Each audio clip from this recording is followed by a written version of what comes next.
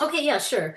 So again, like I said, usually I start January 1st, but in this case, because we had a pretty good uptrend from like this point onward, when I looked at that 41.73, it was on 12.4. So I put the date in, I put whatever the price is, and typically I'm looking at like I want it if it drops just 4 or 5%, like I usually will not like I might like put that in like today's thing just to kind of keep an eye on where it is. But Mhm. usually I'm trying to track if it moves down at least 10% or more because I want to try to capture those.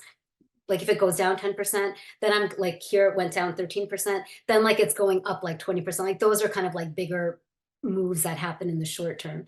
So I track the number of days. Again, this helps give me a sense. So for example, right now, like today was up 20%. That happened in it, or not today, but like over since January 5th, it's been up 20%. It's Mhm. taken like 14 days to get there. And again, this is all just like math, it counts calendar days. But so, but here it had gone up 24 days before it started to pull back. So again, right now it's still too early in the year for me to like say, okay, there's a definite pattern happening, but this is what I'm using to start to build my sense of how is TQQQ acting Mhm. during this stage of the cycle.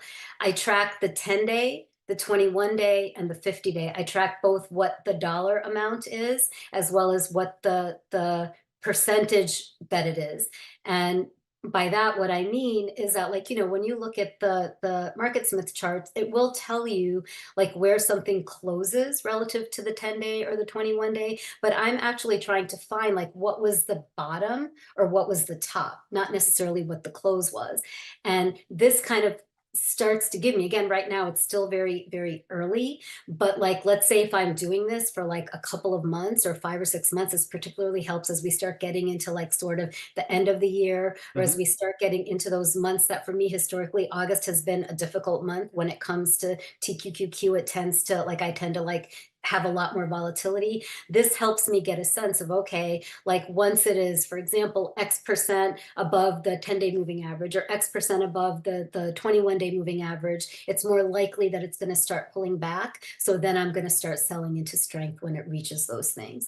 I do track like the distribution days, and part of why I do this is, again, when I developed my original, I only have like a handful of cell rules for TQQQ. They're like on a sticky note that I have on my wall. Some of them are selling into strength and some of them are selling into weakness.